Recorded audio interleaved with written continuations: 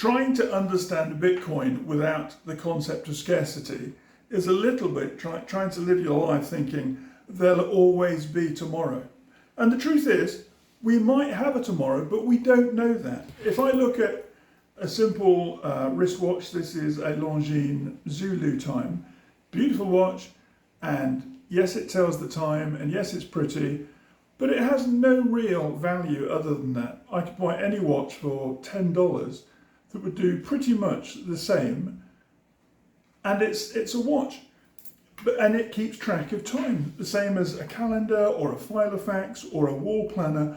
All those things do really well. What I want to share today is different ways of looking at Bitcoin to make sense of the value. So for example, a Bitcoin today, looking at my laptop, is about $115,000.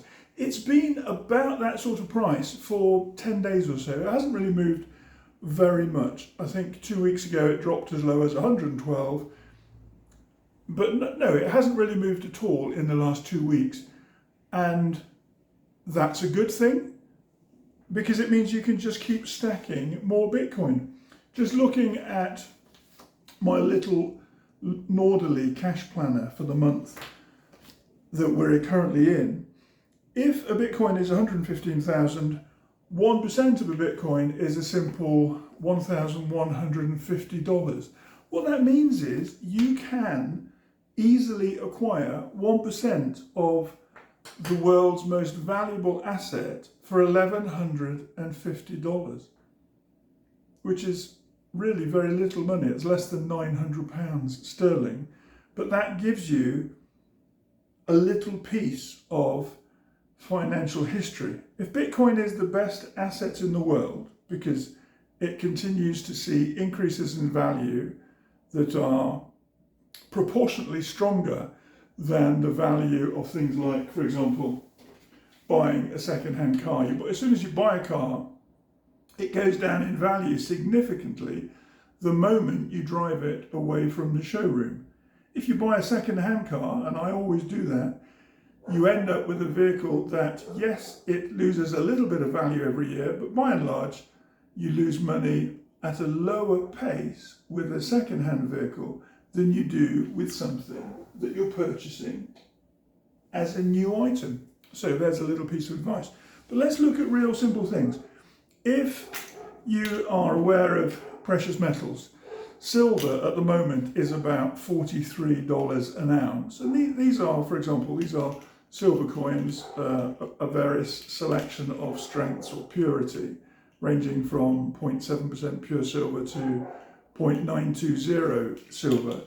And I love these are very tactile things, but I think it was exploring the silver market these last 2 years that have really helped me understand the better value of Bitcoin. Silver might be good in a prepping situation or a civil unrest situation where you say, or you imagine, things are going to get very difficult. They're already very tough all over the world.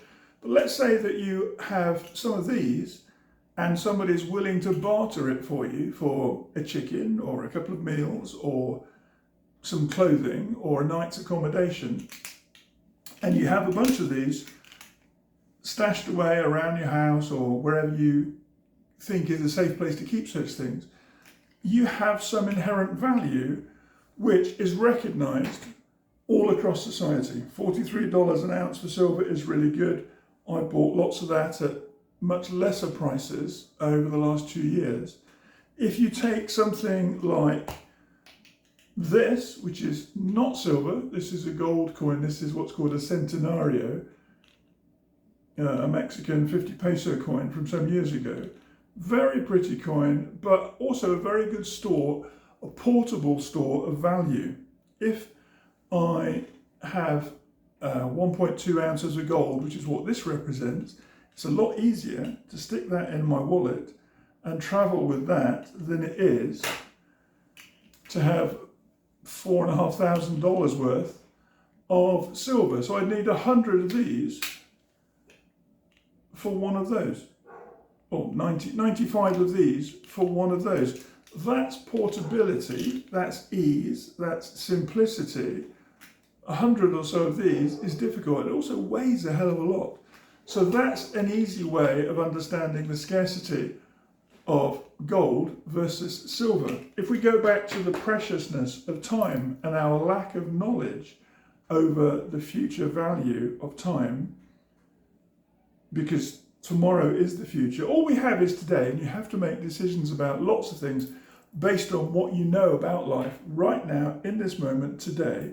But there is a piece of metal which allows me to know what the time is in England and in Mexico, because there's an extra hand on the face, and I can just set it for the 7-hour time difference between Mexico and England, or 9 hours between here and Cyprus, or 2 hours between Cyprus and England, whatever. It's just a watch, that's all it is. It has a high value because it's rare, because it takes time to make, because it's beautiful to look at, but it's just a watch. Now, in terms of the scarcity of Bitcoin, there are only ever going to be 21 million Bitcoin, but every Bitcoin has an inherent internal subdivision into 100 million Satoshis. Now, it might be the case that right now for a Satoshi I can buy very little, but if, for example, in fact, we went out for a meal the other day, it cost about $50 for the two of us.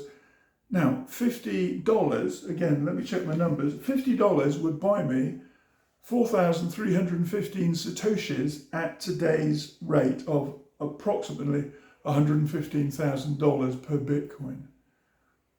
I can easily think, okay, 4,500 Satoshis, thereabouts, 4,315, it's a good unit of value.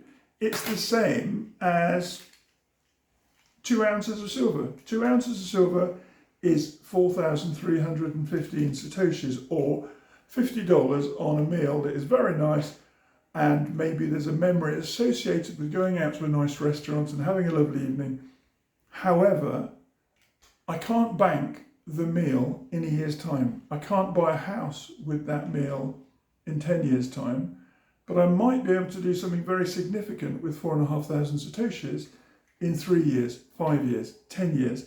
And that's one of the things we need to look at. If your Bitcoin is only $115,000 at the moment, last year we probably thought, in fact I know I did, I thought that $60,000, $65,000 for Bitcoin was quite a lot, but I still thought, no, compared to what we are doing with silver, which is carrying around hundreds of 1 ounce coins, having something that is digital, having something that is tangible, it's a digital asset, so it's not physically something you can hold and put in your pocket, but it is functional in the sense that I can exchange partial Bitcoin, Satoshis, for food, for accommodation, for rent, for buying a vehicle.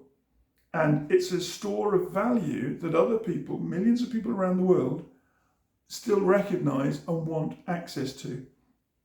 Whatever you are doing, I'm going to keep repeating the message. Every time you have $50, buy 4,000 or so Satoshis.